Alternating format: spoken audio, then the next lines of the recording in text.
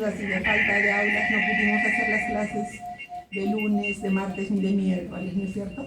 Por eso es que jueves y viernes se inició la semana justo en los horarios que le tocaba al doctor Luis. ¿Sí? Entonces, por eso es que en esa primera semana él tenía la obligación de presentarles el curso, cómo lo íbamos a llevar, y de hecho ya les hemos puesto en el aula virtual, porque estamos usando ahora el Moodle, ya no el Blackboard, sílabus, la guía de prácticas, las tareas que tienen que cumplir semana a semana, ¿no es cierto?, y que forman parte de su calificación. Seguramente el doctor les dijo que la nota del examen es sobre 18 puntos y son 2 puntos de los artículos que semana a semana les estamos dejando. ¿Listo? Eso es un poco como el preámbulo, y luego, sobre todo, darles la más cordial bienvenida a un curso diferente. Creo que los que han pasado por psicopatología y por semiología psiquiátrica se van a dar cuenta que el contenido de nuestro curso intenta, ¿no es cierto?, integrar al ser humano en lo que es su realidad biológica, psicológica, social, espiritual, cultural, familiar, económica, porque todo eso va a impactar en nuestra salud mental y puede ser o determinante de conductas anormales, de conductas normales, de trastornos mentales o de disfrutar de salud mental. Creo que ese tema lo han tocado hartamente en la clase anterior y han podido entender cómo nuestra salud mental se ve influenciada por factores como la pandemia, por ejemplo, los desastres naturales, cómo se ve influenciada por la corrupción, el subdesarrollo, porque la salud mental tiene componentes intersectoriales y afectan a la población. Por eso es que es tan importante que ustedes hagan la diferencia y comiencen a darse cuenta que establecer un juicio crítico respecto a lo que ocurre en la realidad nacional, de lo que ocurre en nuestra institución también, es absolutamente importante, porque eso va a marcar la diferencia de lo que ustedes puedan lograr a futuro. ¿No es cierto? Porque si seguimos viviendo en un mundo tan caótico, tan corrompido, es bien difícil que encontremos espacios saludables donde podamos ejercer, ¿sí?, nuestro trabajo como promocionadores, rehabilitadores, diagnosticadores, como médicos, ¿sí?, en nuestra población. Creo que eso quedó claro en la clase anterior, ¿cierto?, cuando se les explicó. Muy bien, el día de hoy vamos a hablar acerca de lo que es diagnóstico y tratamiento en psiquiatría. Es una rápida revisión, porque además vamos a tocar el tema de emergencias psiquiátricas. La idea de tocar emergencias psiquiátricas es porque, como tienen que rotar necesariamente por diferentes centros hospitalarios, lo más común es que encuentren a pacientes en la emergencia de los diferentes centros u hospitales, ¿cierto?, y necesitan tener la experiencia de reconocer qué es lo que está ocurriendo, ¿de acuerdo? Como en todos los casos, en todas las especialidades, la mejor herramienta para hacer un diagnóstico, pero más en psiquiatría, es la entrevista clínica psiquiátrica, ¿no es cierto? Porque es a partir de establecer esta relación médico-paciente, en una suerte de relación profesional y describiendo lo que es el acto médico, nosotros vamos a poder llegar definitivamente aplicando nuestras técnicas, nuestras habilidades. Recuerden que para hacer diagnóstico necesitamos nuestras competencias conceptuales, nuestro marco teórico, necesitamos ejercer nuestras habilidades técnicas desde la forma en cómo nos relacionamos con el paciente, y por supuesto el tercer aspecto fundamental tiene que ver con las competencias actitudinales, donde la relación médico-paciente ocupa un lugar preponderante en la posibilidad de que nosotros seamos médicos exitosos, mediocres o fracasados, ¿sí? Porque es a partir de esta relación médico-paciente con la cual nosotros podemos obtener el diagnóstico claro, porque el paciente nos va a contar, nos va a informar, y nuestra cabecita, ¿no?, llena de todo el marco teórico de esto que vamos repitiendo en las clases, les va a permitir, ¿no?, elaborar un síndrome y luego una entidad nosológica que la podemos describir siguiendo la clasificación internacional de enfermedades, la CIE-10, CIE-11 hay en este momento, pero en nuestro país todavía seguimos manejando la CIE-10, ¿no es cierto?, o el DSM-5, TR en este momento. Entonces, la entrevista psiquiátrica nos permite elaborar la historia clínica y, por supuesto, hacer el examen mental correspondiente, ¿no es cierto? El examen del estado mental. En la historia clínica, de hecho, sabemos que como en todas las historias tiene que haber filiación, anamnesis, antecedentes. La exploración psicopatológica, por supuesto, nos lleva a la realización del examen mental actual. Y recuerden que el examen mental es un corte transversal. Es en este momento, de tal manera que el examen mental que les tomamos en este momento no significa que mañana tengan un cuadro clínico o que lo hayan tenido antes si ustedes no comentaron ese antecedente cuando pasan el examen mental, o el paciente no les dice, ¿sí?, que sí, ha tenido tratamientos y ha sufrido, ¿no?, deterioro de su salud mental. En este momento es el examen mental un corte transversal. Entonces, la exploración psicopatológica nos lleva a que conozcamos y desarrollemos el examen mental actual, ¿listo? Y una vez que hemos hecho el examen mental, que hemos desarrollado la historia clínica, donde hemos considerado la filiación, anamnesis, antecedentes, y si ha sido necesario, hemos pedido los exámenes auxiliares que corresponden, entonces nosotros formulamos el caso clínico utilizando las diferentes clasificaciones que en psiquiatría ustedes desde hace mucho tiempo saben. Es el DSM-5, TR, o es la CIE-10 en este momento. De tal manera que una vez que nosotros hemos formulado el caso clínico, recién podemos plantearnos un plan de tratamiento. Muy bien, entonces, pero antes de la entrevista nosotros necesitamos reconocer algunos aspectos que son fundamentales para poder llevar bien nuestra entrevista con el paciente, ¿no? Una de las cosas es saber para qué vino el paciente, cuál es el motivo de su evaluación, por qué estamos viendo a este paciente. De hecho, si tiene antecedentes va a ser más fácil, ¿no? Y en todos los casos, ¿cuál es el objetivo de la valoración? ¿Desea obtener, como ustedes, un certificado médico porque tiene que pasar o ingresar a la residencia o ingresar a la facultad de medicina? ¿O desea otro tipo de certificación o de tratamiento realmente, ¿no? Entonces, ¿qué necesitamos concretar hoy, en la entrevista de hoy? ¿Y qué expectativas tiene el paciente y nosotros mismos respecto al paciente? Y para ello tenemos que tener una sala de espera, ¿sí?, donde nuestro personal auxiliar de antemano, dado que uno de los problemas más importantes y frecuentes, ¿no es cierto?, de psiquiatría es la depresión, podemos pasar y hacer un cribado utilizando algunos cuestionarios como el PHQ-9 o el KISS-SR.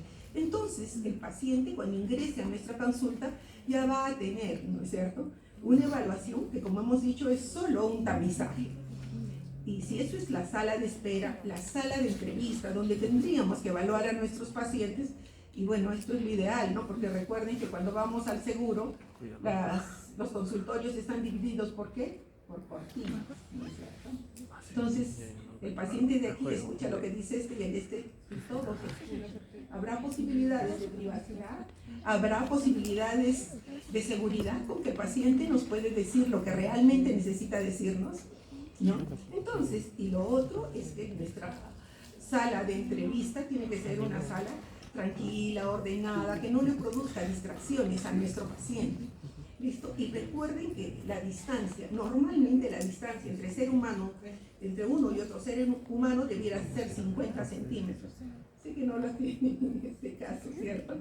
Sin embargo, a la hora de que tengamos nuestro consultorio, nuestro paciente tendría que tener una distancia mínimo de 1 metro, máximo de 2 metros. ¿Listo? Eso es lo que tendría. Y bueno, para ello nos tendríamos que preguntar, y por eso es que les había puesto el ejemplo del seguro, ¿no? ¿Realmente el lugar donde estoy atendiendo al paciente me permite que el paciente pueda tener seguridad y privacidad? Y lo otro es que esa sala de entrevista, ¿sí?, además de ser confortable, nos va a permitir que nosotros aceptemos que venga un familiar, porque si viene toda la familia ni siquiera van a entrar a nuestro consultorio, ¿cierto? Entonces, si va a venir, si el paciente va a ingresar solo, o si es tan inseguro o desconfiado que necesita ser acompañado por un familiar. Y la otra pregunta que nos haremos, ¿cómo me encuentro yo? ¿Estoy realmente en condiciones serenas, profesionales para atender al paciente, o me siento tan estresado tan angustiado, o vine después de una gran fiesta y no estoy en condiciones de atender al paciente. Todos esos detalles cuentan. Lo primero que tenemos que hacer una vez ingrese el paciente, recuerden, es saludar y presentarnos. Buenas tardes, buenos días, soy la doctora Gloria Jaloaiza, soy médico psiquiatra de profesión, dígame, ¿no? ¿Cómo desea usted que lo llame? Sé que su nombre es Pedro, usted, o Peter, quiere que lo llame Pedro, quiere que le diga Pedrito, como el paciente quiere que lo llame. Algunos van a decir, yo soy el ingeniero tal, ¿desea que lo llame ingeniero? Lo haremos, ¿listo? Entonces, el otro tema importante es nuestra conducta no verbal. Una cosa es lo que decimos y otra es la cara que tenemos. ¿Qué pasa cuando ustedes van a una oficina, están parados delante de alguna secretaria y la secretaria sigue fingiendo que está escribiendo o que está haciendo algo y ni siquiera levanta la vista? A los 5 minutos, ¿sí? ¿No es cierto? Entonces, la actitud no verbal es fundamental. El saludo, la sonrisa, ¿no es cierto? Que lo invitemos a que se siente cómodamente y además explicar la naturaleza de la evaluación. Usted ha venido necesitado de ayuda y necesito que usted me cuente qué cosa es lo que le ocurre y en qué puedo ayudar. ¿Listo? Entonces, la pregunta que más fácilmente podríamos plantearnos es, ¿no? Porque muchos pacientes nos dicen, tengo tanto que contarle que no sé por dónde empezar, ¿sí? Tengo muchas cosas que decirle, y la pregunta que nosotros le podríamos hacer es, ¿por qué no empieza por decirme la razón que lo ha venido o que lo ha motivado a venir a la consulta? ¿O cuál es el motivo de que usted haya venido? Entonces nos van a comenzar a contar los pacientes. Y cuando nosotros le decimos por qué ha venido, el paciente nos va a relatar una serie, ¿no es cierto?, de cosas. Me siento triste, estoy abandonada, mi marido me golpea, no tengo trabajo, se murió mi madre, lo que fuera. Y vamos a dejar y permitir que el paciente hable. Eso correspondería a una pregunta abierta. Cuando yo le digo al paciente, muy bien, ahora que usted me ha informado todas estas cosas, por favor, permítame hacer un recuento cronológico. Entonces, usted me dijo que empezó su enfermedad, ¿no?, en diciembre del año pasado, ¿cierto? Cierto. Esta es una pregunta cerrada porque no permite sino que me dé la respuesta como nosotros la estamos esperando, en diciembre, enero o cuando fuera, ¿cierto? Pero es una pregunta cerrada. En cambio, cuando le pregunta qué motivo lo ha traído a que el paciente me va a contar una serie de cosas, y esa es la parte de las preguntas abiertas. Entonces, la pregunta abierta tiene que ver con el tema a tratar y la pregunta cerrada con lo que nosotros necesitamos investigar. Como vamos a ir revisando las clases, se van a dar cuenta que dentro de los criterios diagnósticos también está el tiempo que debe durar el trastorno para que podamos decir que lo tiene o que no lo tiene. De hecho, por ejemplo, depresión, mínimo tiene que tener 2 semanas de los síntomas. Si no, no podríamos decir que se trata de un cuadro depresivo. Entonces, fíjense que lo que hemos revisado en psicopatología, algunos con los cuales hemos rotado por semiología, hemos visto signos y síntomas, hemos descrito todas las vivencias anormales a partir del curso de psicopatología. En la última parte del curso de psicopatología y en semiología hemos visto fundamentalmente diagnóstico sindrómico, todos los síndromes más importantes por los cuales se enferma nuestra población. El síndrome depresivo, el síndrome ansioso, psicótico, disociativo, adictivo o conversivo. Y en esta fase de su formación, lo que vamos a hablar, lo que vamos a ver es llegar a un diagnóstico nosológico, ¿no? De tal manera que tanto la Clasificación Internacional de Enfermedades de la Organización Mundial de la Salud o el DSM-5, si ustedes desean utilizarlo, pero la verdad es que el Ministerio de Salud nos exige el que usemos la CIE-10. Pero tienen que llegar a ese diagnóstico. Y yo quiero especialmente que le pongamos un interés, ¿no?, preciso a la historia, porque es a partir de este caso clínico que vamos a ir desarrollando y les vamos a mostrar cómo es que ustedes tienen que presentar a los pacientes cuando estén haciendo su visita en el hospital. No van a leer toda esta historia, ¿no es cierto? Necesitan precisar qué es lo importante, lo sustantivo. En la historia sí nos interesa registrarlo, pero a la hora que nosotros presentemos al paciente va a ser totalmente diferente. Entonces, le vamos a pedir a su compañero que lea el caso clínico, la segunda hoja la va a leer su siguiente compañera para que hagamos la clase más dinámica. Comenzamos, por favor.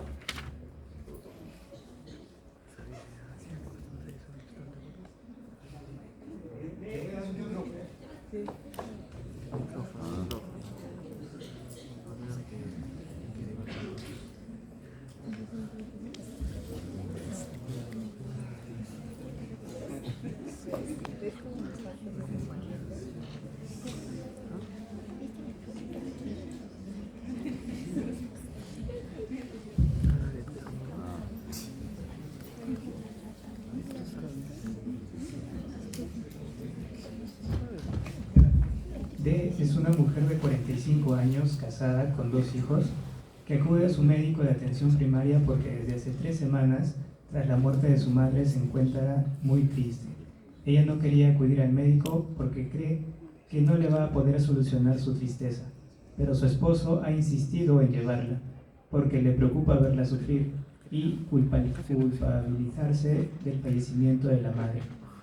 La paciente refiere que la madre sufría distintas enfermedades crónicas, hipertensión, hipercolesterolemia, artrosis, y también había tenido varios episodios depresivos. Hace 3 semanas falleció de una forma súbita, tras un accidente cerebrovascular. Esto ocurrió un fin de semana coincidiendo con que D y su esposo se encontraban visitando a unos amigos fuera de la ciudad.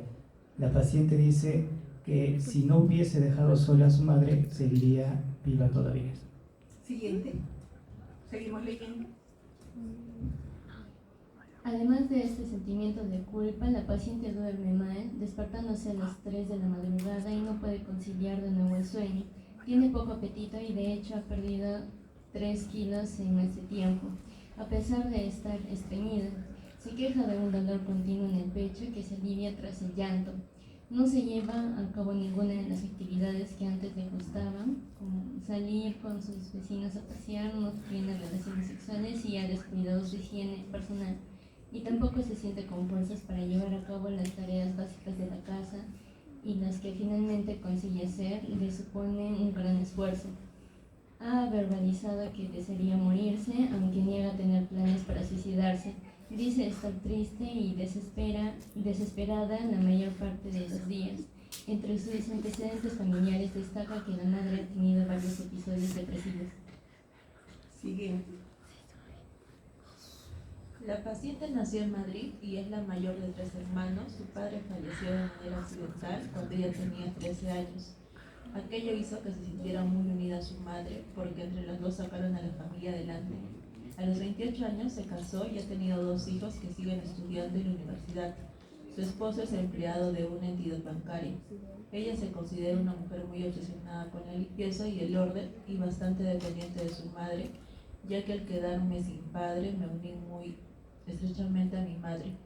Trabajo en una tienda de ropa antes de casarse, pero cuando tuvo a su primer hijo optó por cuidar a la familia y renunció al trabajo de la tienda. Ella también tiene hipercolesterolemia que trata con dieta y ejercicio. No fuma y bebe algunas cervezas los fines de semana. La exploración llevada a cabo por el médico pone de manifiesto cierta lentitud psicomotora, importante tristeza, incapacidad para poder pensar en algo distinto a la muerte de su madre y llanto frecuente. Respecto a sus sentimientos de culpa, estos llegan a ser delirantes. La exploración física es normal, salvo que su aspecto es bastante descuidado. Parece que no se ha bañado en varios días, cosa inhabitual en ella. Y entonces, fíjense, cuando nosotros tengamos que hacer una formulación descriptiva del caso clínico, si vamos a presentar el caso clínico, no lo vamos a leer textual, ¿no es cierto? Tenemos que hacer una formulación concreta que permita que nuestros médicos, jefes o residentes entiendan lo que nosotros les queremos transmitir. Entonces, en la formulación descriptiva se utilizan pocas frases. Se inicia con una frase que contenga el nombre, la edad, la ocupación, el estado civil de la paciente, para luego describir la enfermedad. ¿Dónde tenemos que incluir? Si el inicio fue brusco o fue insidioso, cuánto está durando la enfermedad, ¿Cuál es el curso de la enfermedad? Es un episodio único, es el primer episodio, ha repetido este episodio o viene por fases, ¿no es cierto? Y si entre fase y fase o después del primer episodio o del segundo, vemos que hay un deterioro del funcionamiento del paciente. Posteriormente, recién vamos a incluir el listado de manifestaciones clínicas, síntomas y signos que van a caracterizar el cuadro clínico. Y no es ser exhaustivo, yo no puedo hacer un listado de 50 síntomas, tengo que concretarme a los síntomas fundamentales, nucleares, que me van a permitir llegar al diagnóstico, ¿no es cierto? Entonces, diferenciar lo específico de lo genérico, lo accesorio de lo fundamental. Entonces, si tiene diagnósticos previos, ¿sí?, tenemos que consignarlos porque puede que en un tiempo haya venido por una depresión y en este momento lo estemos tratando por un cuadro de consumo de sustancias, ¿no es cierto? Tenemos que decir cuál es el antecedente. Entonces, miren en este caso clínico cómo vamos a formular. Han visto, hemos descrito un caso clínico de 3 láminas, ¿cierto? ¿Cómo vamos a formular el caso clínico? Es una mujer de 45 años, casada, ama de casa, con 2 hijos. Hace 3 semanas, tras el fallecimiento de su madre, experimenta de forma aguda tristeza, anedonia. ¿Recordamos lo que es la anedonia? ¿Sí? La pérdida de la capacidad para disfrutar la vida, para disfrutar placer, ¿cierto? Anedonia, insomnio con despertar precoz, pérdida de peso, disminución de la libido sexual, estreñimiento. También refiere dolor en el pecho, frecuentes llantos, desesperanza, deseos de muerte e ideas deliroides de culpabilidad. El estado afectivo, ¿no es cierto?, hace que genere este tipo de pensamiento, ¿no? Es irreal que ella sea responsable de la muerte de la madre, ¿no es cierto? Pero ella está generando ideas deliroides de culpa, porque tienen que ver no con una alteración del pensamiento, sino con una alteración de su estado afectivo, de su estado emocional. Por eso es que estamos utilizando no el término de ideas delirantes, sino de ideas deliroides. Y luego decimos, ¿no?, estas manifestaciones clínicas tienen una importante repercusión en sus actividades habituales y en su autocuidado. ¿Hemos resumido bien todo lo que significaba el caso clínico? Muy bien, así es como ustedes van a presentar sus casos clínicos cuando estén pasando la visita médica. Y luego, ¿no es cierto?, si ya tenemos la historia clínica, ya hemos hecho su examen mental, vamos a definir cuál es el diagnóstico principal y con qué hacemos un diagnóstico diferencial. Entonces, ¿cómo comenzamos? Con el diagnóstico que consideramos más probable, mencionando los datos a favor y en contra con cada uno de los diagnósticos diferenciales que nos planteemos, ¿no es cierto? En general, vamos a utilizar tanto el CIE-10 o el DSM-5, ¿no es cierto? Y vamos a clasificar un trastorno. Si estamos hablando de que es un trastorno mental orgánico, esto significa que la etiología es médica, ¿no es cierto? Hay una causa orgánica médica, como por ejemplo en la demencia. La muerte neuronal, el deterioro del cerebro está llevando a esa sintomatología, ¿cierto? Y si se trata de otro tipo de trastorno mental que no es orgánico, estamos hablando de que es funcional, ¿no? Es la función la que está alterada. Entonces, es importante recordar en el diagnóstico diferencial, ¿sí?, que en general todas las enfermedades físicas, ¿sí?, tienen una diferenciación clara, pero en psiquiatría no encontramos alteraciones biológicas que puedan ser susceptibles de medición, ¿no es cierto?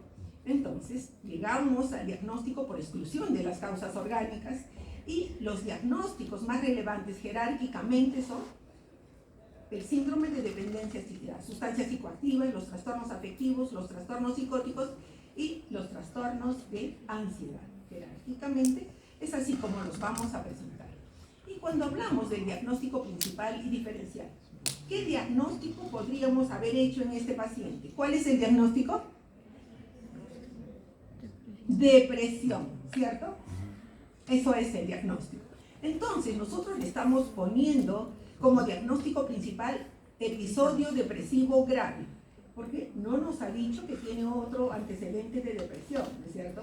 Este es el primer episodio depresivo grave, pero como tiene tantos sentimientos de culpabilidad, ¿no? Y sigue pensando, ¿es real que es responsable de la muerte de la madre? No.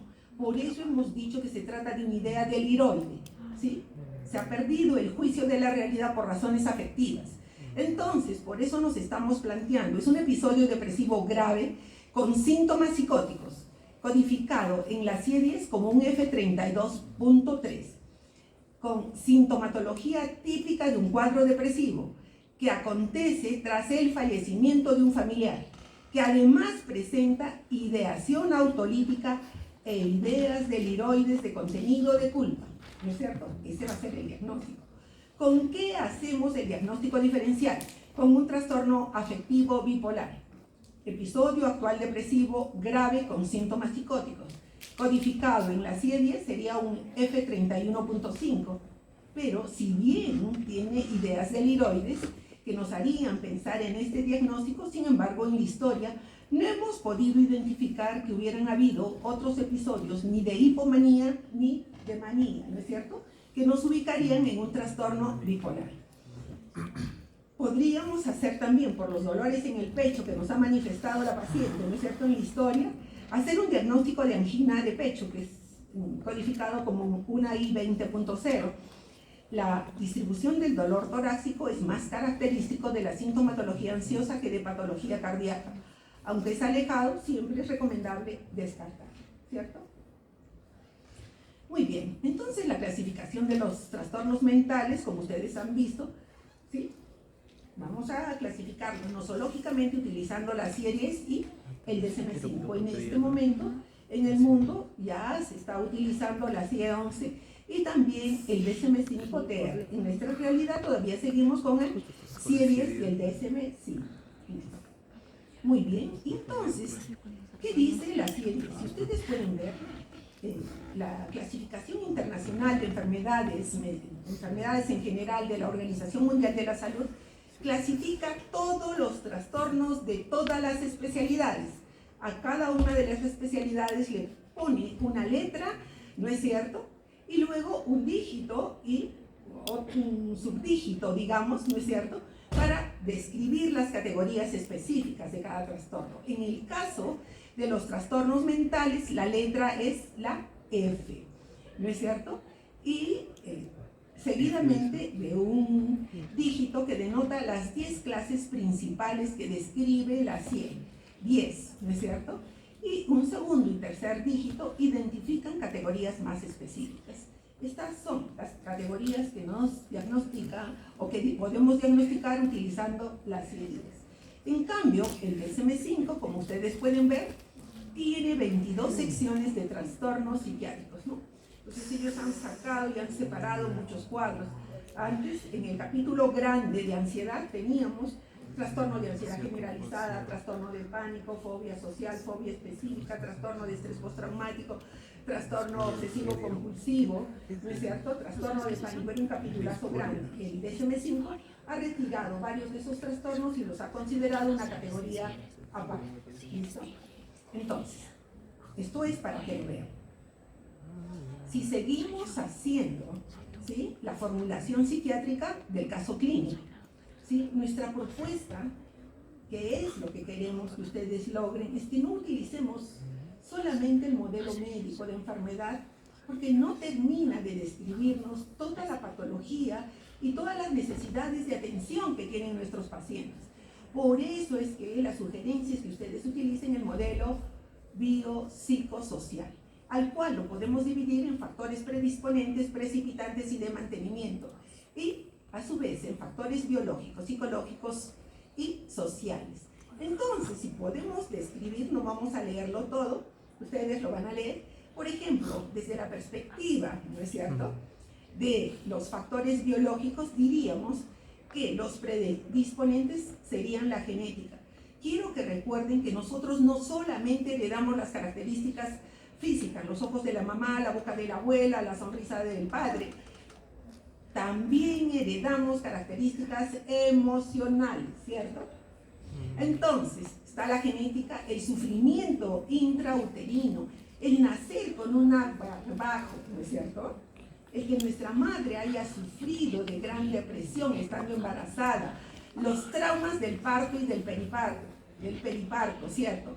El daño cerebral o derivado de otras patologías médicas, ¿no es cierto? ¿Qué pasa si nuestra mamá pasó? No sabemos cuáles van a ser las consecuencias de las madres que han gestado en la época del COVID, ¿no es cierto? Todavía no podemos saber qué va a pasar con esos niños y qué va a ocurrir a futuro. Y algunas formas de trastornos de personalidad. Cuando viene una paciente con un trastorno límite o de inestabilidad emocional de la personalidad, uno le escucha el relato de todos los síntomas que expresa y le preguntamos, ¿a quién se parece su carácter? Igualita que la mamá, va a decir el papá. O si no, la mamá va a decir, igualita que su padre.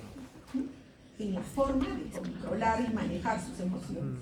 Y dentro de los factores biológicos, los precipitantes son la enfermedad médica reciente, las lesiones que provocan discapacidad, enfermedades que provocan cambios en la imagen del sujeto y suponen un riesgo vital, y en las que mantienen, ¿no es cierto?, el cuadro clínico, están la discapacidad física, el dolor derivado de una enfermedad crónica, errores en la toma de medicación o efectos secundarios importantes de la medicación que nosotros indicamos. Y fíjense, dentro de los factores predisponentes en el campo psicológico, tenemos modelos parentales inapropiados, falta de autoestima, los diferentes trastornos de personalidad y utilizar estrategias de afrontamiento totalmente venidas a menos, desadaptativas, ¿no es cierto? Y a nivel de los factores psicológicos precipitantes, respuestas del sujeto a factores biológicos o sociales que implican pérdidas, baja autoestima, ¿sí?, sentimientos de desesperanza e indefensión. ¿Qué pasa cuando lo bulean? Parte de la historia clínica incluye maltrato infantil, ¿no es cierto?, el nivel de apego seguro que pudo desarrollar con la madre, o el que no pudo desarrollar porque la madre trabajaba mucho o siempre estaba ausente en diferentes ceremonias, actividades o fiestas, ¿sí? Y está también, ¿no es cierto?, el bullying que le pudiéramos hacer y el daño que eso significa para el individuo. A nivel del mantenimiento, desesperación porque no termina de recuperarse, rasgos de personalidades adaptativos donde hay ansiedad excesiva y una pobre autoestima. En general, gente con rasgos de personalidad dependiente van a mantener los cuadros clínicos sostenidamente. Y podríamos seguir relatando, yo quiero que ustedes lean, ¿sí?, los factores sociales predisponentes, precipitantes y de mantenimiento. ¿Qué es lo que estamos viviendo, por ejemplo, a nivel social? Cuando hablamos, ¿sí?, de estos factores de mantenimiento a nivel social, circunstancias sociales adversas.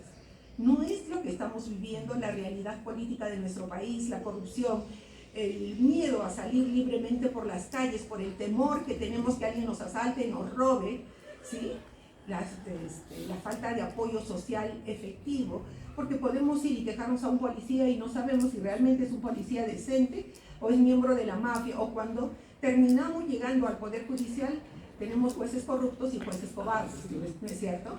Y por supuesto, las malas relaciones familiares con un inadecuado manejo médico. Entonces podemos ver que mucho de lo que le ocurre o perpetúa los trastornos de nuestros pacientes también tiene que ver con lo que nosotros hacemos o dejamos de hacer. ¿Listo? Entonces, seguimos formulando el caso clínico. ¿Qué diagnóstico hemos dicho que tiene la paciente? Un cuadro depresivo. Si hablamos de los factores biológicos predisponentes, ¿qué tendríamos que anotar en su historia clínica? Que la madre ha tenido episodios depresivos.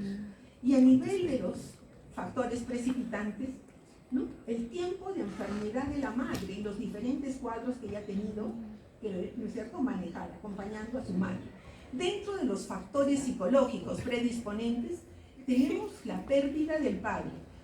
Uno está en riesgo de enfermarse más cercanamente cuando hemos perdido a cualquiera de nuestros progenitores antes de los 15 años.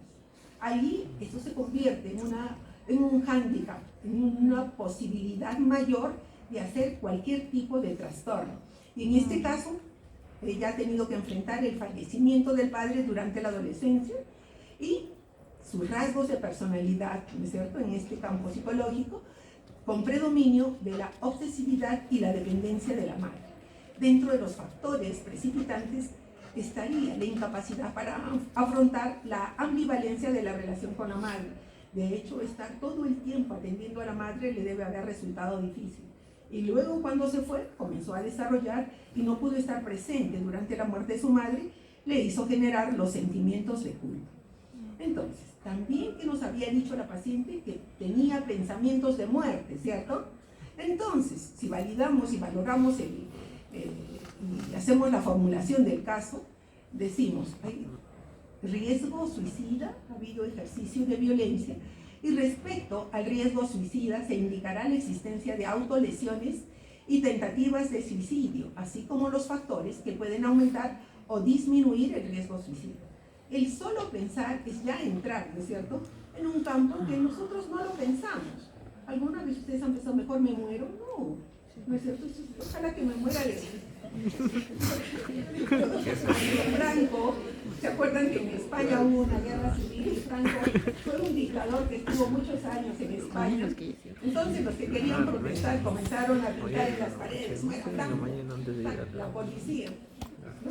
Lo iban a apresar. El hombre rápidamente pensó de violento. Se salvó de que lo lleven a la cárcel, porque si no, ¿cierto? Entonces, respecto al riesgo de violencia, se anota cualquier dato sugestivo de que el paciente se sienta amenazado o que pueda él mismo sentir que puede perder el control sobre su propia conducta, junto a factores de riesgo. Tiene antecedentes de agresividad, rasgos de personalidad inestables o consume sustancias psicoactivas. ¿Listo? Eso es lo que hay que poner. Entonces, en esta valoración son útiles algunas escalas que las vamos a ver luego cuando hagamos las emergencias psiquiátricas, donde está, por ejemplo, para catalogar riesgo suicida, el uso de una escala que se llama el SAD-Person, y para la valoración de la agresividad, la escala del VARS. ¿Listo? Entonces, seguimos formulando el caso diagnóstico, ¿no es cierto? ¿Cuál va a ser nuestro plan de actuación inicial? Ya tenemos ese diagnóstico, lo hemos descrito, ¿no es cierto? Hemos hecho nuestro diagnóstico diferencial, hemos evaluado los riesgos, ahora vamos a generarnos un plan de actuación inicial. Entonces se van a enumerar las intervenciones en orden descendente de prioridades. Se desarrollará. ¿Necesita pruebas complementarias a realizar? Si pienso que consume sustancias psicoactivas, ¿tendré que hacer algunos exámenes? Por supuesto, ¿no es cierto? Entonces, debo realizar pruebas laboratoriales, imagenológicas o electrofisiológicas, si realmente las necesito, no porque sea una rutina. Y luego voy a plantearme un tratamiento psicofarmacológico y psicoterapéutico. Si estamos en un servicio de atención primaria, vamos a valorar la necesidad o no de derivarlo a un especialista o a un servicio de salud mental de la localidad. Entonces, cuando hablamos del tratamiento en psiquiatría, ¿sí?, lo tenemos que hacer considerando el modelo biopsicosociocultural. Y vamos a poder utilizar como tratamientos biológicos los psicofármacos que a lo largo de su práctica, ¿sí?, van a ir aprendiendo qué tipos de medicamentos son los que usualmente utilizamos los psiquiatras. Está también la terapia electroconvulsiva, y quiero que sepan que no es una terapia dañina, ¿no? Probablemente tiene menos efectos secundarios que la medicación y el paciente responde mucho más rápido. Lo mismo en esquizofrenia, lo mismo en depresión, lo mismo en manía. La respuesta es más rápida. Está también la estimulación magnética transcranial, la estimulación cerebral profunda, y luego los tratamientos psicológicos, las psicoterapias en todas sus formas. Hay más de 1500 formas de psicoterapia.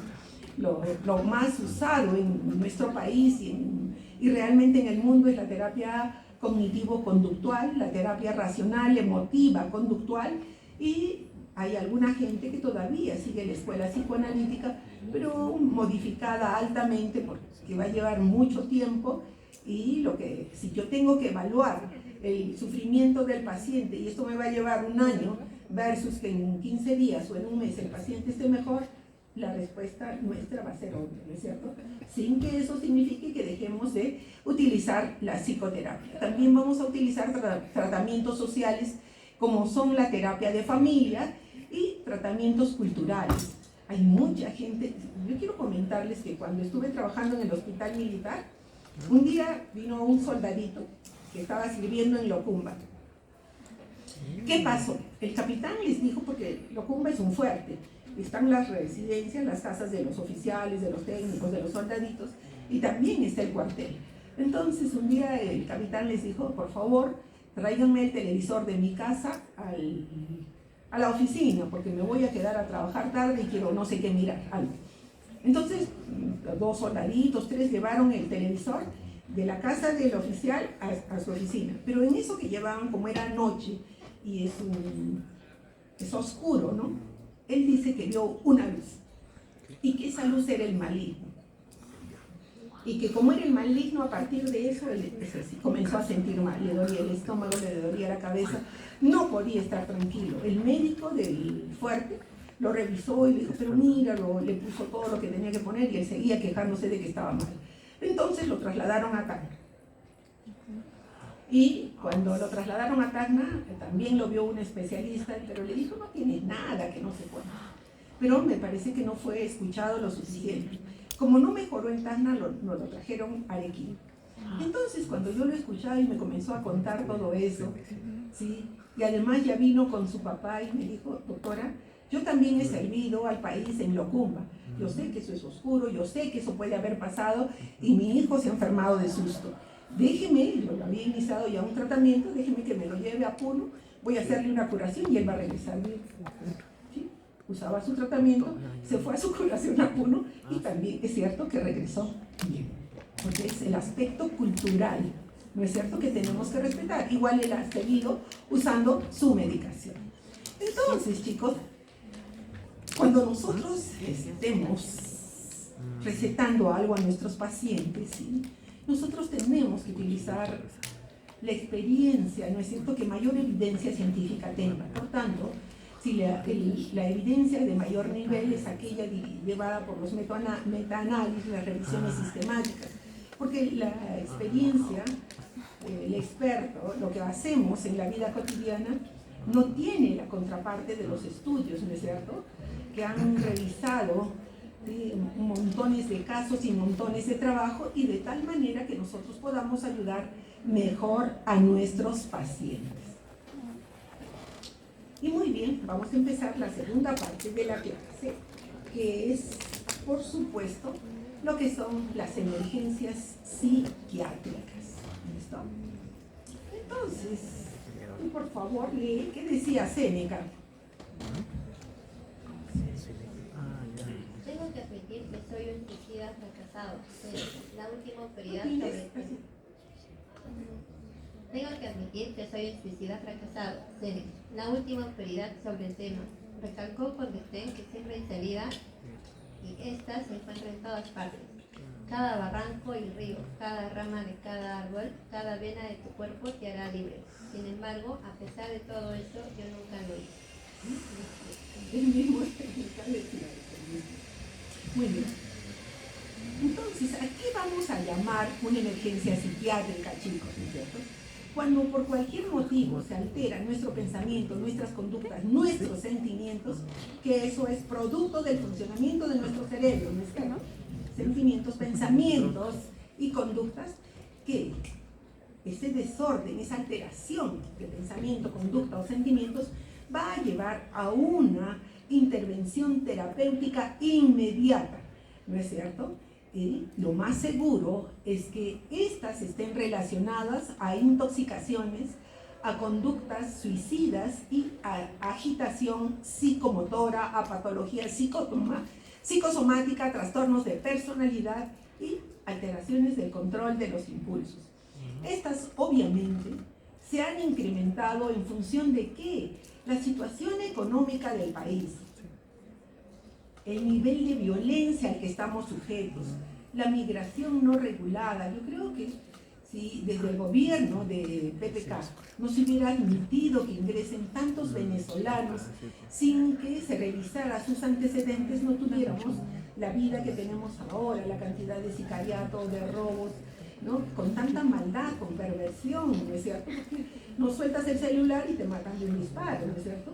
Entonces, ¿qué valor tiene la vida humana?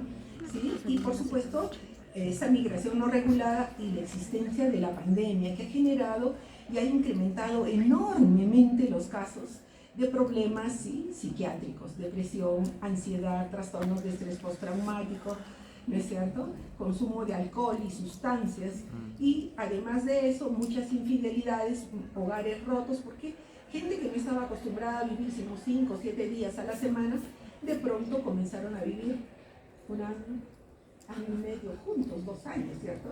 Y ya como que no se entendían. ¿Y esto a qué nos ha llevado toda esta cantidad de cosas?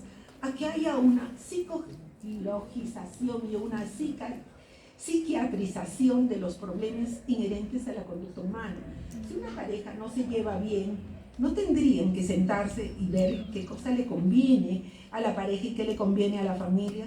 ¿Por qué muchos padres vienen y dicen, dígale doctor, que mi hijo no se porte así? ¿Dónde está el poder y la autoridad que tienen los padres para manejar su hogar? Y todos ese tipo de problemas que son los normales, los cotidianos, están llegando a la consulta y también están incrementando la demanda en los servicios de urgencias psiquiátricas, ¿no? Quitándole el tiempo para aquellos que realmente lo necesitan, ¿de acuerdo?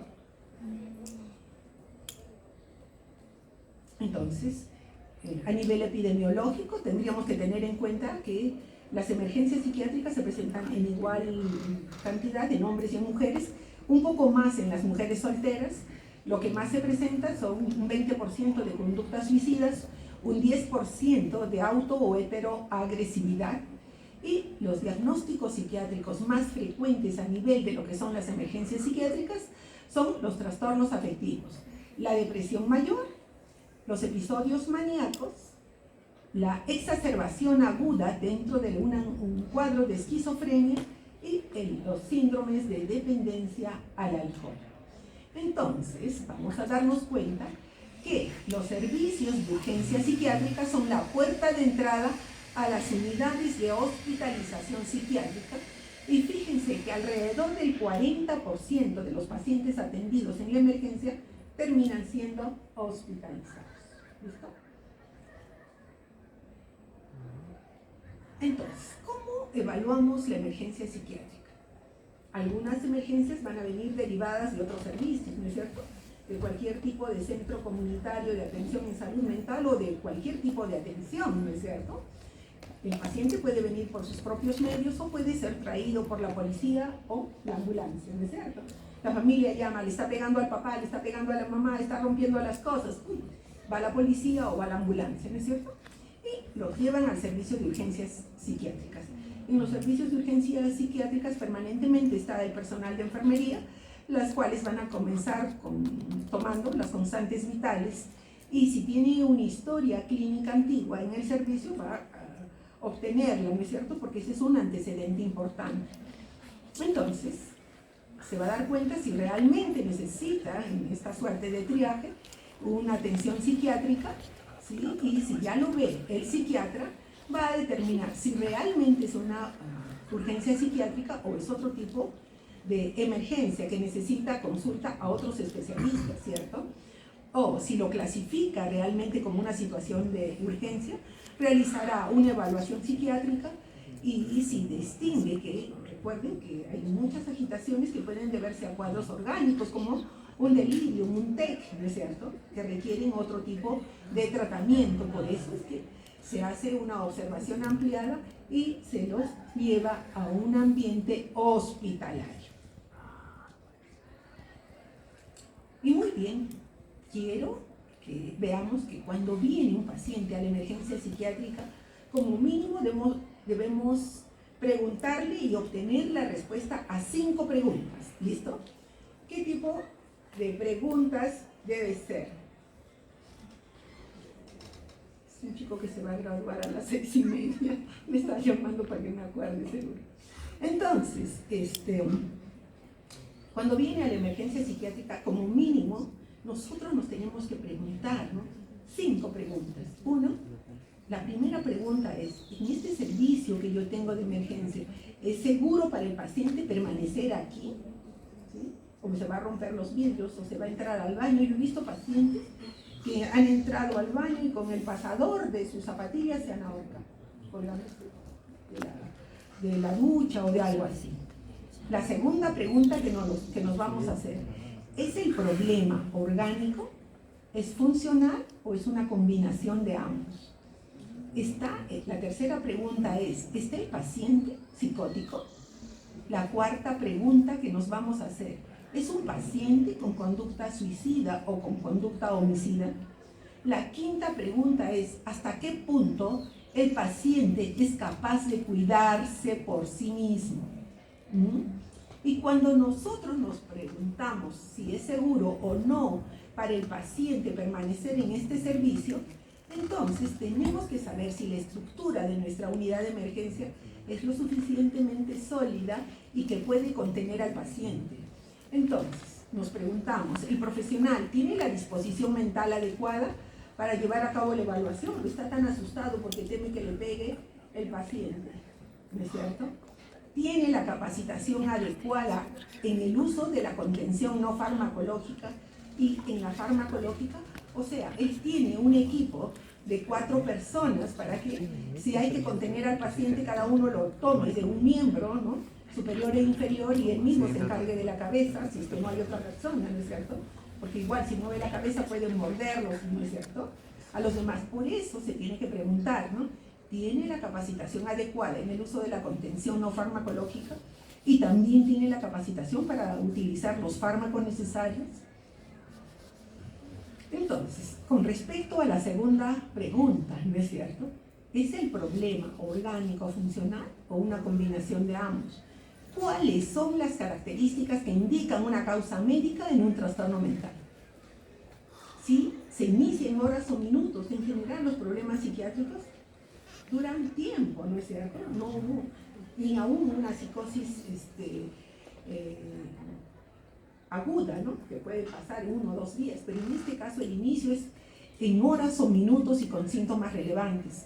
Además, cuando se trata del primer episodio, cuando se trata de una persona mayor, cuando hay una enfermedad médica o una lesión en este momento, cuando tiene el antecedente o vemos que hay un abuso de sustancias significativo, cuando de pronto tiene trastornos perceptivos no alucinatorios, sino visuales. Recuerden que las alucinaciones visuales son más típicas de cuadros orgánicos y las auditivas más típicas de cuadros funcionales como la esquizofrenia, ¿cierto?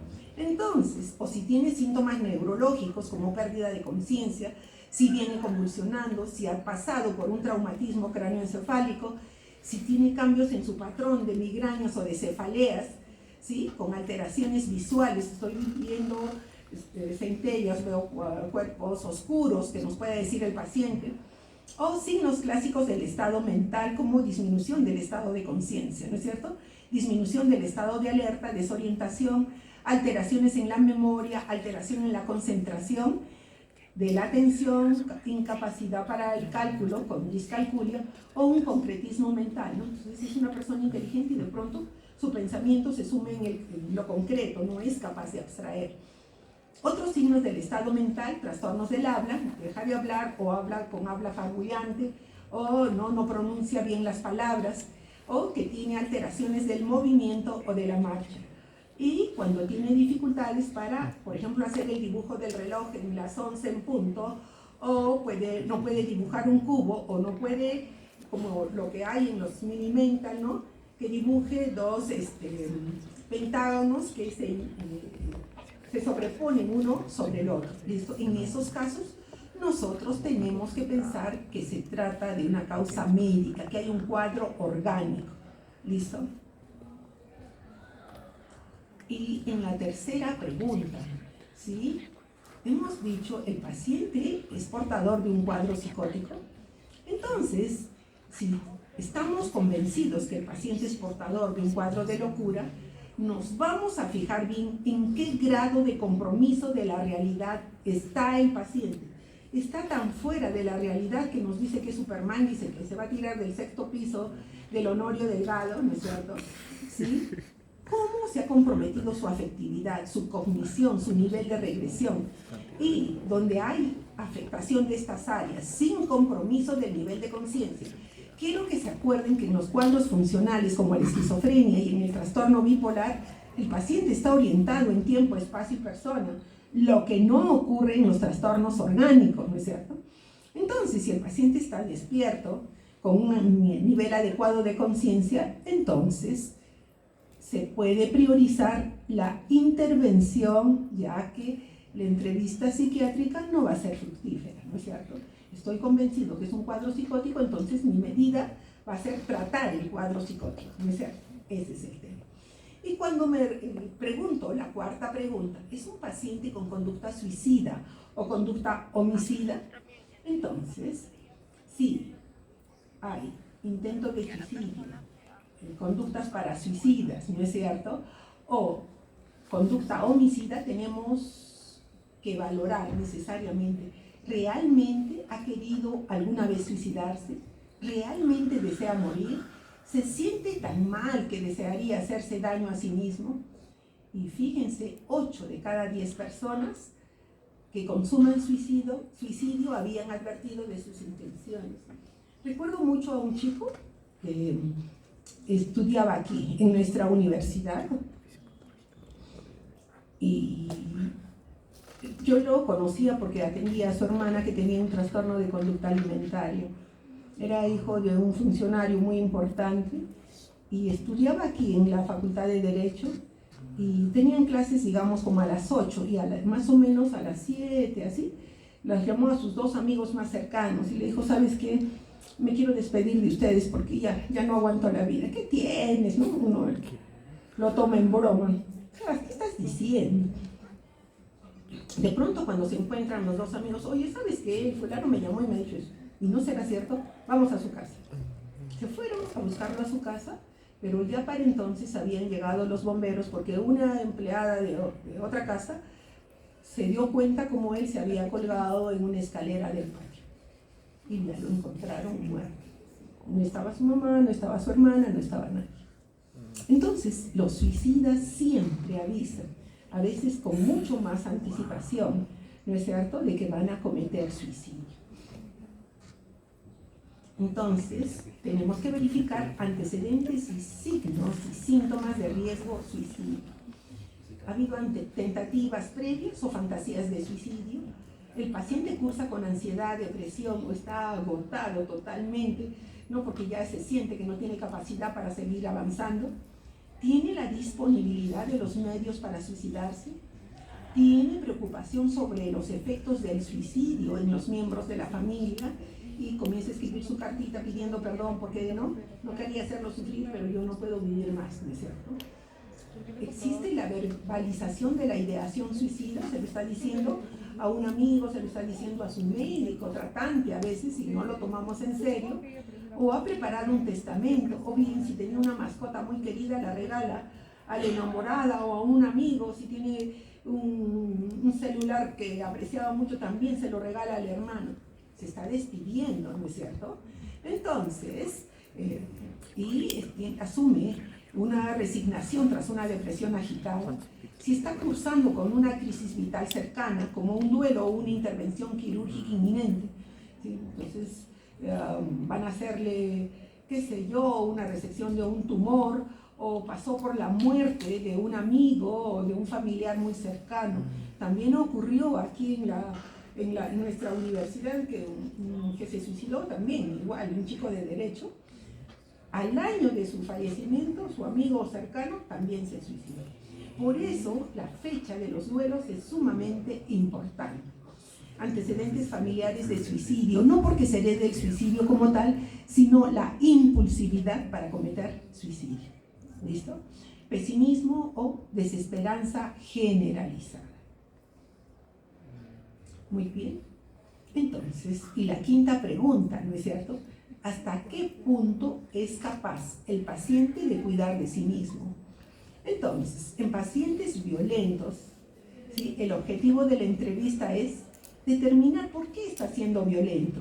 Y esa causa nos va a llevar a que nosotros establezcamos un tratamiento. Los mejores predictores de conducta violenta son que el paciente esté bajo efectos del consumo de alcohol o que haya tenido antecedentes de actos violentos, si tiene antecedentes de detenciones o tiene antecedente de actividad delincuencial.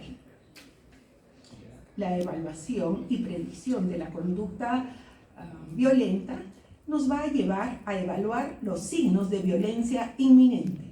¿Ha tenido el paciente actos recientes de violencia, incluida la violencia contra la propiedad? Ha roto los vidrios de su casa, ha pateado el televisor, ¿no es cierto? Ha roto el parabrisas del carro del padre o de la enamorada, ¿no es cierto? Amenazas verbales o físicas, ¿no? Vas a ver, mira lo que te voy a hacer, ¿no? La posesión de armas o de otros objetos que puedan utilizarse como armas, tenedores, cuchillos, ceniceros, agitación, ¿sí?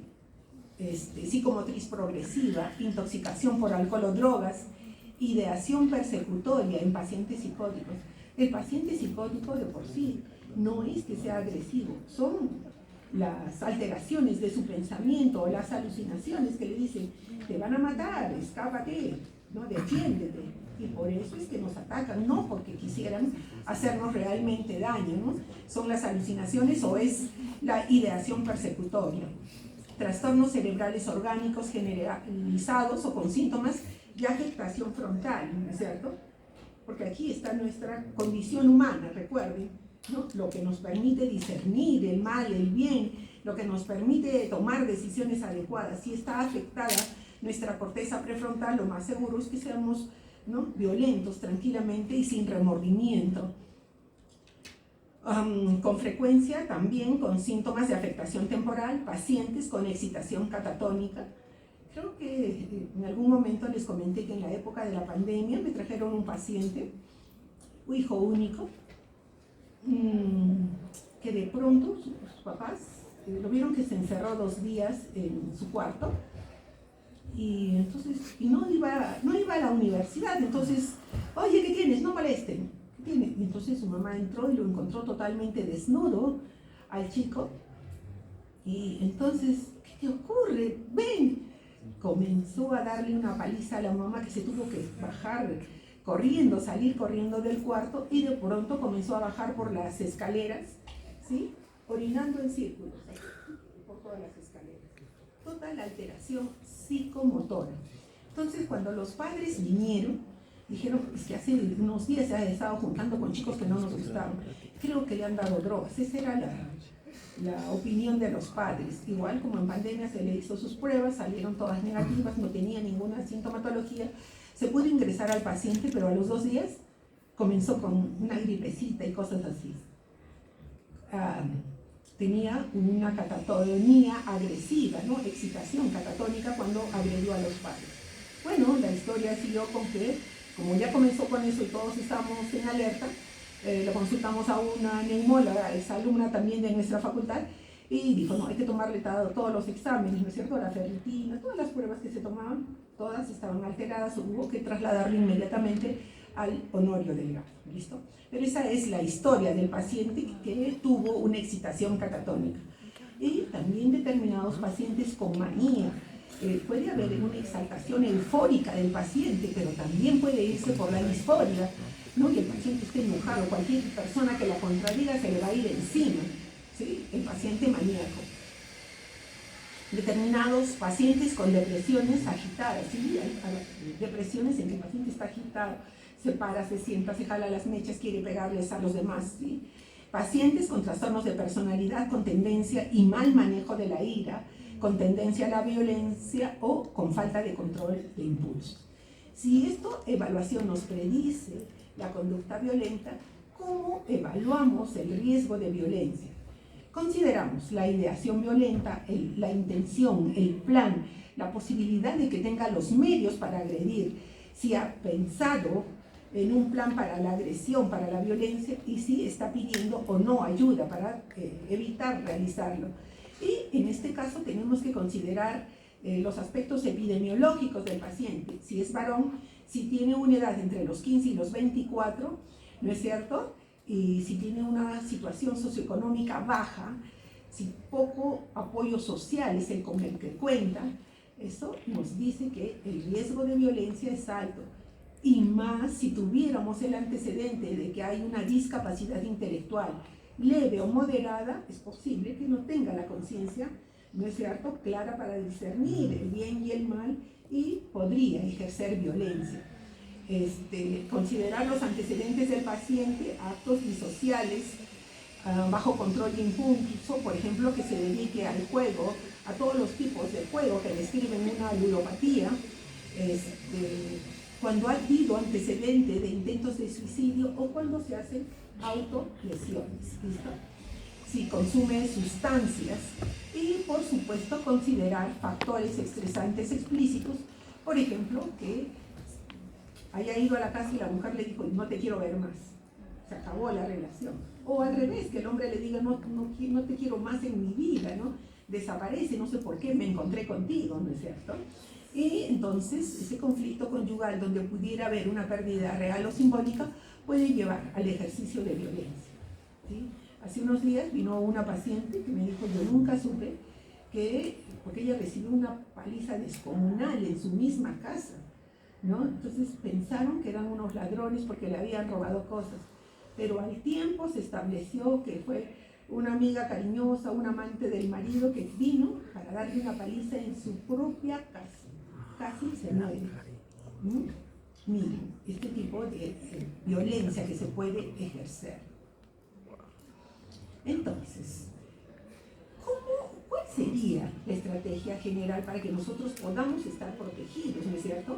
Porque si tenemos un paciente violento, ¿cómo nos protegemos? ¿Cómo prevenimos las lesiones que nos puedan tocar a nosotros o a nuestro personal, ¿no es cierto? Entonces, lo primero es que tenemos que conocer. Quien conoce puede manejar mejor la situación, ¿no es cierto? Tener la mayor información posible acerca de los pacientes, ¿no? Antes de reunirnos con ellos. Y si es que encontramos que realmente va a haber violencia, tenemos que permitir o indicar que se apliquen medidas de contención física a nuestro personal, que ya debe estar preparado de cómo se tiene que hacer. Estar siempre alerta y, de hecho, ¿no es cierto? Si yo tengo la pared detrás mío, tengo mis 180 grados protegidos, ¿no es cierto? Y con otros 180 me puedo defender o me puedo dar cuenta de lo que va a ocurrir, ¿cierto? Entonces, esa es una medida. Comprobar la seguridad del entorno físico. Por ejemplo, la puerta tiene que estar abierta, ¿no es cierto? Y también qué tipos de objetos hay en mi escritorio o en el resto de la habitación. Y solicitar la presencia de otras personas durante la evaluación, si no en el mismo consultorio alrededor, y estén alerta, ¿sí? Tratar de hacer una alianza con el paciente, jamás enfrentarnos ni amenazar a los pacientes con una psicosis paranoide, porque de hecho nos van a ver como sus enemigos y nos va a caer, ¿cierto?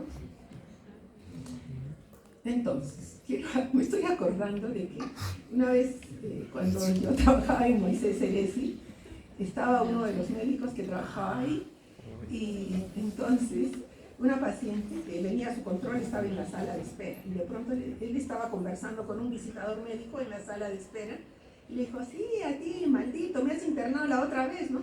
Y él volvió, la miró y siguió conversando con el visitador. En un segundo la paciente se paró y le dio una cachetada así, y él mismo decía, mi oreja se quedó vibrando todo el día de cómo le había dado. Entonces jamás, ¿no es cierto?, vamos a enfrentarnos ni amenazar a los pacientes ni tener esa conducta displicente, ¿no es cierto? Más bien, en la medida, ¿no?, establecer la mejor alianza, la mayor cercanía profesional, ¿no es cierto?, no cercanía física. Y luego, ¿cómo prevenimos las lesiones? Tenemos que evitar las autolesiones y el suicidio de nuestros pacientes, ¿no es cierto? Y para ello tenemos que evitar que haya cualquier tipo de objeto. De hecho, cuando internamos a un paciente no tiene que haber zapatillas con pasador, buzos con lazos, ¿no es cierto? Nada, afeitadores, nada de esas cosas que puedan dañar al paciente o que puedan ser utilizados para dañarse. También tenemos que evitar la violencia contra los demás y tenemos que evaluar rápidamente ¿sí?, el riesgo de violencia en nuestros pacientes. Quiero ver si es que estamos en el tiempo. Sí, todavía, ¿no es cierto? Está hasta las 5:45. Tenemos tiempo. ¿Qué más? Informamos al paciente de que la violencia no va a ser aceptada.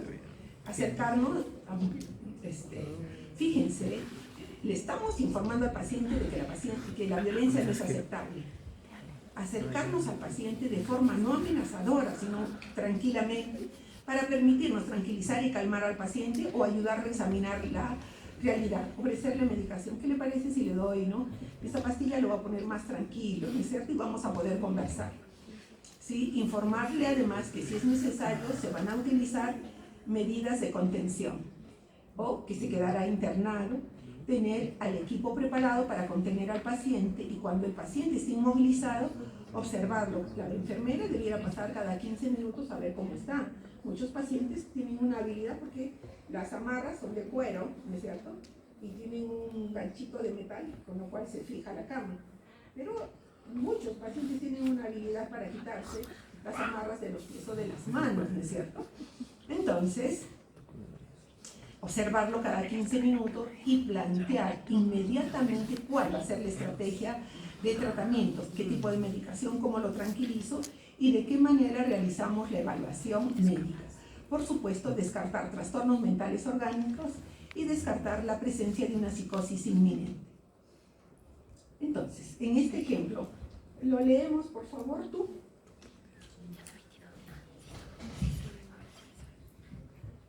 Paciente mujer de 22 años de edad es traída por efectivos policiales por alterar el orden público en el aeropuerto de la ciudad.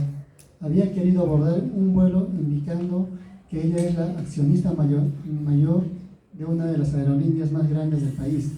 Agredió a los guardias del aeropuerto, además de destrozar las mamparas del counter de la aerolínea. Fue reducida por los efectivos policiales y llevada a servicio de emergencia del hospital local. La paciente afirmaba que yo soy la accionista mayoritaria de la aerolínea y que serán castigados por Dios por impedir cumplir con la tarea que él le había encomendado. En el servicio de emergencias se tornó agresiva con el médico que la evaluó, rompiendo varios artículos del consultorio.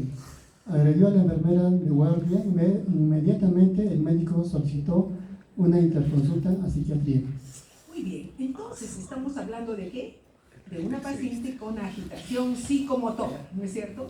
Y la agitación psicomotora, ¿qué cosa es? Es un estado de alta exaltación motora, ¿no es cierto? El paciente, pero que no tiene un objetivo claro, ¿no? Se mueve, se para, se sienta, ¿no es cierto? Carecen de un objetivo común. Y si a eso se añade un estado afectivo de disforia, de pánico o una euforia exagerada, eso lo va a llevar a una desinhibición verbal, ¿sí? Lo va a llevar a una falta de conexión ideativa, sus ideas van a ir perdidas una al lado de la otra y se convierte en un riesgo potencial para el paciente y para los demás, porque como está tan agitado puede hacerse daño, caerse, tirarse, ¿no es cierto?, dañarse. Entonces, el paciente violento va a manifestar su agresividad o su hostilidad con conducta me corto el cuello, me corto la oreja, me corto los brazos, me corto, ¿no es cierto?, o con una conducta heteroagresiva, voy y golpeo al primero que se me ponga en el camino. El objetivo de la conducta siempre va a ser causar una lesión, por eso es que estamos hablando de conducta violenta. Entonces, en lo que es la agitación psicomotora y la violencia, ¿sí?, podemos darnos cuenta que se presentan en los pacientes con trastornos psiquiátricos, con trastornos neurológicos, orgánicos, en trastornos de personalidad donde la impulsividad es el rasgo fundamental, en intoxicación o en abstinencia de sustancias psicoactivas. Y tenemos que saber que no todo paciente psiquiátrico es el violento. Mucho de la población general presenta tasas más elevadas de violencia, agresividad y criminalidad que los pacientes con trastornos mentales. ¿Listo? Entonces no es que nuestros pacientes sean los agresivos. Recuerden que solo es la respuesta a las alucinaciones o a las ideas delirantes. Entonces, ¿qué es lo que vamos a hacer en un paciente con agitación psicomotora? Lo primero es que tenemos que garantizar, ¿sí?, el bienestar, la salud, y que no le ni toquen al médico ni a nuestro equipo de atención, ¿no es cierto? Por tanto, el ambiente físico tiene que reunir determinadas condiciones, y cuando hagamos la entrevista, el médico tiene que mostrar interés, pero poniendo los límites sin amenazar al paciente. Y vamos a utilizar la desescalada verbal, vamos a tratar de, con nuestra palabra, hacer que él entienda que lo que queremos es ayudarlo. Vamos a tener que utilizar contención psicofarmacológica, que sería la camisa de fuerza farmacológica, y la contención física. Antes se usaban las camisas de fuerza, ¿no? Entonces, han visto esas camisas grandes con las mangas largas que tiraban así y seguían amarrándolo por aquí, ¿cierto? Y el objetivo de la evaluación es determinar la etiología de la agitación psicomotora, porque si no tengo la etiología, el paciente va a continuar, ¿no es cierto? Si se trata de un problema orgánico, no estoy resolviendo nada si lo mando a dormir, porque al despertar va a volver a la misma conducta, ¿cierto? Entonces, tengo que aprender a hacer un diagnóstico diferencial de la agitación psicomotora orgánica de lo que es la agitación psicomotora psiquiátrica. Con respecto al nivel de conciencia, que hemos dicho que el paciente psicótico funcional tiene una conciencia clara, ¿no es cierto? No fluctúa. En cambio, en la agitación orgánica, ¿sí?, hay una alteración de la conciencia fluctuante, hay obnubilación, sobre todo en la noche o en el atardecer. A nivel del comportamiento, fíjense, el agitado orgánico es inquieto, tiene una actitud exigente, vocifera, demanda ayuda, se arranca la vía, se arranca las ondas. En cambio, el paciente psiquiátrico con agitación psiquiátrica, ¿sí?, hay hostilidad, hay agresividad verbal hacia sus acompañantes y hacia su interlocutor. El habla, en la agitación orgánica el discurso es incoherente, en la agitación psiquiátrica el tono es elevado, verborreico, disgregado, puede haber fuga de ideas cuando se trata de un paciente con episodio maníaco. El humor en la agitación psicomotora es fluctuante y lábil. En la agitación psiquiátrica hay disforia o hay euforia. El contenido del pensamiento, en la agitación orgánica hay confusión mental. Y recuerden que hay alucinaciones visuales. ¿Listo? Eso es lo que lo diferencia de las alucinaciones auditivas típicas del paciente psicótico funcional. ¿Listo? Y puede haber ideación delirante, especialmente de perjuicio, me quieren hacer daño. Por ejemplo, en los delirios, el delirio, ¿no?, porque se presenta en pacientes orgánicos, ¿sí?, con una infección urinaria o una infección de cualquier tipo. ¿Sí? ¿Qué es lo que va a decir? Me quieren hacer daño, ve a los médicos, a las enfermeras como sus enemigos o gente que le quiere hacer daño y los va a agredir, ¿no es cierto? En cambio, en la agitación psiquiátrica lo que predomina son las alucinaciones auditivas y la ideación delirante de perjuicio en esquizofrenia o trastornos delirantes o megaloides, ¿no?, megalómanos en el caso de la manía. El estado cognitivo. En la agitación orgánica hay desorientación. En la agitación psiquiátrica hay orientación temporoespacial correcta, él no está afectado. Por eso es que incluso la familia dice, pero ¿cómo va a estar mal? Mire, sabe dónde está, sabe qué fecha es. ¿No es cierto? Esa es la duda que les entra a ellos. Y luego están otros datos a nivel de la agitación orgánica. Hay taquicardia, taquimia, fiebre y focalidad neurológica. Eso es lo que vamos a encontrar, es paciente orgánico. En el paciente con agitación psiquiátrica hay antecedentes psiquiátricos, incluidos ingresos previos. Entonces podemos hacer la diferencia para saber qué acción vamos a tomar. Entonces, ¿cómo evaluamos al paciente con agitación psicomotora y con violencia? ¿No es cierto? ¿Qué vamos a encontrar? En el trastorno mental orgánico y con el uso de drogas vamos a encontrar, por tanto, agitación y obnubilación de la conciencia. En el paciente con trastorno de personalidad vamos a encontrar que hay planificación e impulsividad, ¿sí?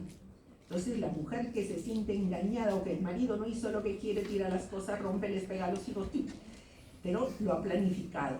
Cuando hay un cuadro psicótico, hay depresión o hay manía, ¿sí?, la conciencia está clara y hay alteración de la capacidad de juicio de realidad. ¿Listo? Y todos estos cuadros producen agitación. ¿Listo?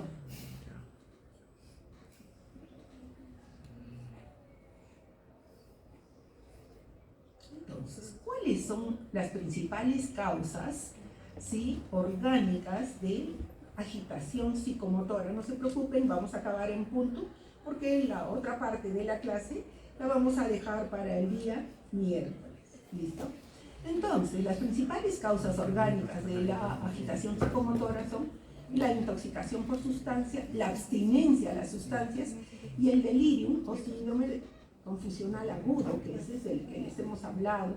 ¿Se acuerdan que en la época de COVID, cuando los pacientes estaban en cuidados intensivos y ya querían pasar por el periodo del destete, ¿sí?, si seguían manteniendo las infecciones o el compromiso de conciencia, llevaban a delirios, a delirium o síndrome confusional agudo? Entonces, intoxicación por sustancia como alcohol, estimulantes, cocaína, anfetaminas, las nuevas drogas psicoactivas, han visto todas las drogas del diseño, la mefedrona, las catinonas sintéticas, ¿no es cierto? Que yo no sé cómo los chicos se atreven a utilizar este tipo de sustancias que dañan su cerebro, ¿no? Y es como que no importara, ¿no? Como que no se dieran cuenta del perjuicio que va a significar en ese momento, porque incluso pueden llevarlos a la muerte. El uso de cannabis, de antidepresivos, de benzodiazepinas, neurolépticos, anticolinérgicos y otros, ¿no es cierto? Tal vez para comentarles que cuando yo era residente de primer año, ustedes saben que el interno de medicina siempre es el que se ocupa del paciente intoxicado por órganos fosforados, ¿no es cierto? ¿Qué le damos al paciente intoxicado por órganos fosforados? Anticolinérgicos, ¿sí?, para que la pupila se dilate, y el interno toda la noche está controlando funciones vitales y dilatación pupilar, porque la pupila se hace tan chiquitita, ¿no es cierto? Entonces, supongo que el interno se habría ido y la enfermera no estaba cerca. El paciente hizo una intoxicación por atropina y se tiró del segundo piso del Hospital Honorio Delgado, de la sección varones. ¿Han visto cuán alto es? Se tiró y no golpe. De pronto el paciente siguió caminando. ¿Saben lo que significa? Porque si ustedes ven, desde el ambiente de hospitalización varones, que está casi al frente de psiquiatría, que la enfermera llegue bajando del segundo piso y corretea hasta llegar ahí, imaginémonos por qué tenemos que ser cuidadosos y cómo esta intoxicación por sustancias puede llevarnos a este tipo de cuadros. Y luego están las abstinencias de sustancias, por abstinencia a alcohol, a benzodiazepinas, a opiáceos o a otras sustancias.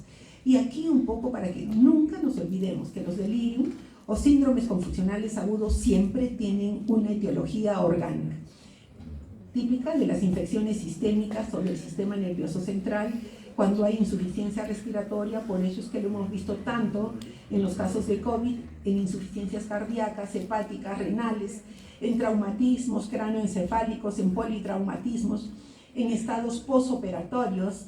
Alguna vez, también haciendo yo mi rotación de cirugía en el Honorio, un paciente que fue operado de una vesícula, estaba en las clínicas del Honorio, y de pronto salió desnudo, gritando, tenía un delirium, ¿no es cierto?, un síndrome confusional agudo postquirúrgico y seguramente postanestesia, ¿sí?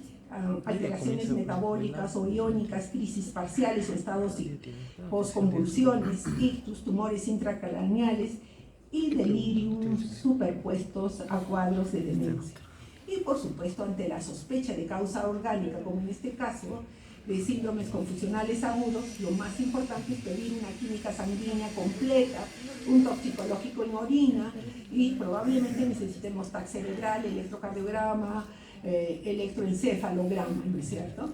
De tal manera que podamos llegar a un diagnóstico etiológico, dar un tratamiento sintomático y, si es necesario, derivarlo, ¿no es cierto?, al servicio correspondiente, hacerlo. ¿Cuál es el tratamiento? Aquí vamos a terminar para dejar todo lo que es suicidio para el día de mañana, ¿listo? Que los objetivos del tratamiento de la agitación psicomotora, ¿sí?, es primero proporcionar al paciente un ambiente de seguridad. Esa es la primera medida. con un equipo de atención que esté preparado para este tipo de trabajo, en la medida que podamos establecer una alianza terapéutica, de tal manera que el paciente nos permita una evaluación adecuada y una aceptación del tratamiento. Y en la medida de lo posible, tratar de involucrar al paciente en la toma de esta decisión, ¿no? Explicándole las razones. Evitar intervenciones coercitivas, pero si no queda otro remedio, hay que hacerlo. No hay más. Si aparece agresividad u hostilidad, disminuirlas, evitando el desarrollo de la escalada agresiva. Favorecer que el paciente pueda recuperar el control sobre sí mismo. ¿Listo? ¿Y cómo lo vamos a hacer, no es cierto? ¿Cómo evaluamos? Por ejemplo, utilizamos para lo que son estados de conducta agresiva y violenta, utilizamos una escala que se llama IGIGA, que nos clasifica al paciente por la gravedad. En el grado 1 el paciente está hostil e irritable, pero escucha y acepta la intervención. En el grado 2 no solamente está hostil e irritable, sino que grita e insulta. Y entonces la intervención tiene que ser coordinada con no menos de 3 personas. En el grado 3 el paciente no solo está hostil, irritable, grita e insulta, sino que golpea las cosas y amenaza. Entonces hay un peligro inminente de agresión física, ¿sí? Entonces lo valoramos con esta escala que se llama IGIGA. Y luego está esta escala para evaluar la escalada agresiva, ¿no? Y tenemos la escala de Barr, que empezamos con que el paciente está con compromiso de conciencia, es incapaz de despertar, o está dormido pero responde normalmente, está somnoliento pero parece sedado, está tranquilo, despierto, o tiene signos de franca actividad física o verbal, pero todavía se puede calmar, o tiene una actividad extrema o continua, pero no requiere contención, y cuando ya está violento, requiere contención. Eso es utilizando la escala de Barr para la agresividad. En este ejemplo, ¿sí?